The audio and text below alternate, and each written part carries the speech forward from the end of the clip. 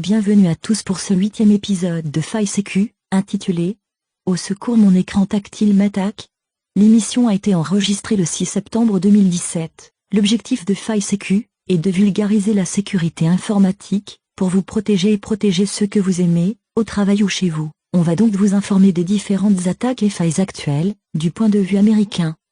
Car en effet, pour rendre à César ce qui lui appartient, cette émission tire son contenu éditorial de l'émission américaine de référence, j'ai nommé Security Now, animée par Steve Gibson et Léo Laporte. Vous retrouverez le lien vers leur site dans les notes de l'émission. Notre épisode d'aujourd'hui se base en particulier sur l'épisode 626 d'août 2017 de l'émission américaine. Tous les liens évoqués dans cet épisode sont à retrouver sur le site intracherche.eu dans l'onglet blog à la rubrique Faille Sécu et enfin sur la page consacrée à l'épisode. Aujourd'hui l'équipe est en comité réduit puisque nous sommes deux autour de cette table. Salut Charlie, de quoi vas-tu nous parler aujourd'hui pour cette émission plus courte que d'habitude? Salut Léa, ravi de te retrouver. Salut aussi à tous nos auditeurs. Aujourd'hui je vais évoquer un problème qui quand on y pense est totalement effrayant. Ça concerne la réparation de nos ordiphones, et la méfiance qu'il faut désormais avoir à l'égard non pas des réparateurs, mais des pièces de rechange qu'ils utilisent. Je me demande ce que tu vas nous apprendre là-dessus, mais à voir ta tête tu sembles désespéré par cette nouvelle. Oui, tu as raison, ça me dépite et c'est pourquoi j'ai vraiment tenu à ce qu'on fasse cette émission afin d'informer nos fidèles auditeurs, même si l'équipe habituelle n'est pas réunie au complet. Tiens, tu fais bien d'en parler. En effet, nos chroniqueurs Raymond et Augustin sont coincés à l'aéroport de Pointe-à-Pitre fermé pour cause d'ouragan Irma. On les retrouvera j'espère pour la prochaine émission qui...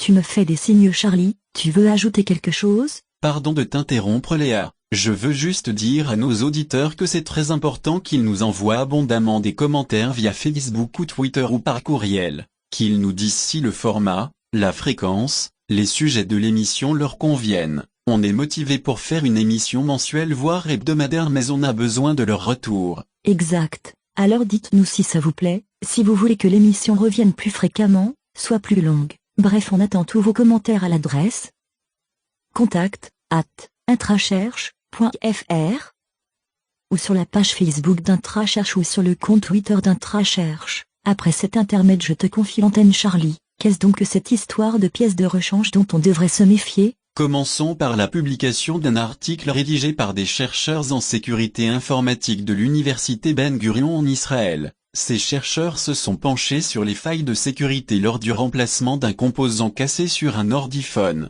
Qu'est-ce qu'ils entendent par composant? Ils entendent plutôt des gros composants comme l'écran tactile, les capteurs d'orientation, le lecteur de puces sans contact NFC, les contrôleurs pour le chargement sans fil, etc. etc.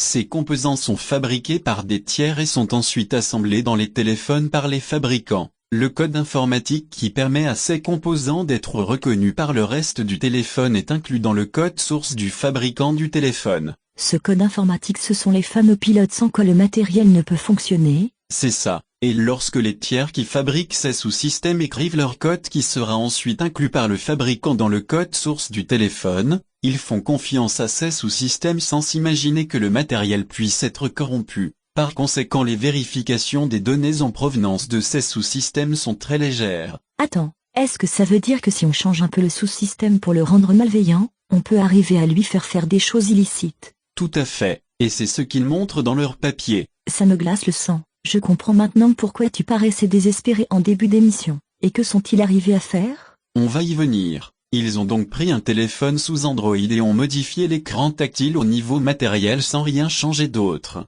Car c'est une opération très fréquente. Par exemple, on fait tomber son téléphone, l'écran tactile est détérioré rendant l'utilisation du téléphone laborieuse. On décide alors d'amener son téléphone chez le réparateur du coin, pour qu'il change l'écran. Et l'écran tactile de remplacement n'est pas forcément du matériel original. Oui, car souvent le matériel original est plus cher. Donc on préfère prendre du matériel sans marque ou non original qui peut très bien être malveillant. Par conséquent, si j'ai bien compris, pour être certain que la sécurité de son téléphone n'est pas mise en péril, il faut s'assurer que les pièces de remplacement sont certifiées par le fabricant du téléphone, que ce soit Samsung, Apple, OUA accent aigu, ou d'autres. Oui, c'est la leçon à tirer de cet excellent papier, car bien que pour le moment ce soit un cas d'école réalisé dans des conditions de laboratoire sur deux téléphones Android particuliers, On peut imaginer qu'avec un peu d'argent on puisse miniaturiser et intégrer tout le matériel pirate, et ensuite produire en masse ces pièces de rechange malvoyantes. En plus ils ont même réussi à monter leur attaque en modifiant seulement le microcode informatique présent côté composant, donc sans matériel supplémentaire.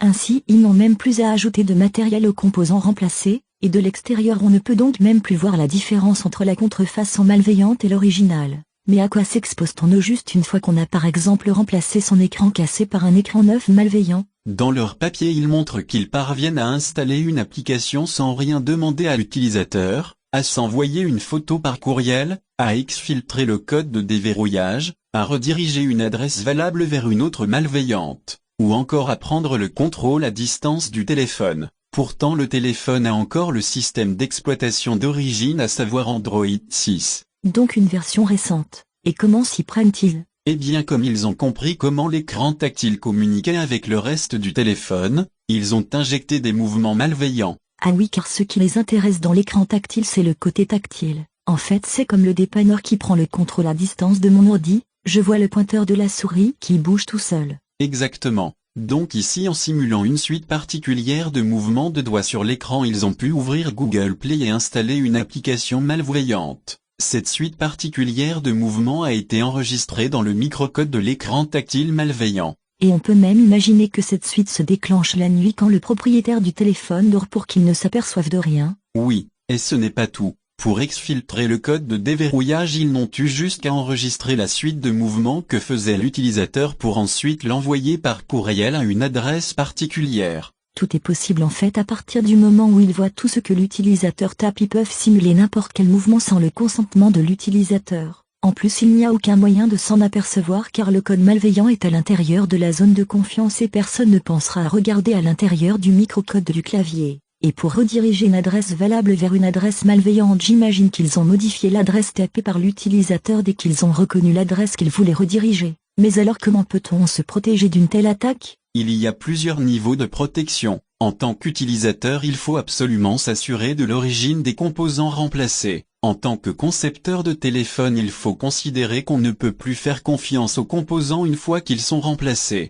C'est un peu ce que fait Apple il me semble. Oui c'est vrai, et on comprend mieux maintenant pourquoi ils sont très réticents à autoriser d'Atier à réparer leur iPhone. Et c'est sans doute pour ça qu'il y a quelque temps quand les utilisateurs remplaçaient leur écran cassé par du matériel d'origine non Apple ensuite le Touch ID ne fonctionnait plus. Oui peut-être qu'ils ont déjà imaginé ce scénario chez Apple et donc pris les contre-mesures adéquates. Super, ça nous permet de finir cette émission sur une touche un peu plus réjouissante. Merci à nos auditeurs de l'avoir suivi, et merci à toi Charlie pour nous avoir parlé de cette nouvelle faille. Surtout chers auditeurs, envoyez-nous des courriels si vous aimez ou pas cette émission à l'adresse contact@intracherche.fr ou postez des commentaires sur la page Facebook d'Intracherche, ou retweetez-nous sur Twitter. Tenez, on va mettre un défi. À 10 retweets on fait une émission le mois prochain. À 100 retweets, on en fait une la semaine prochaine. À bientôt alors. Ciao.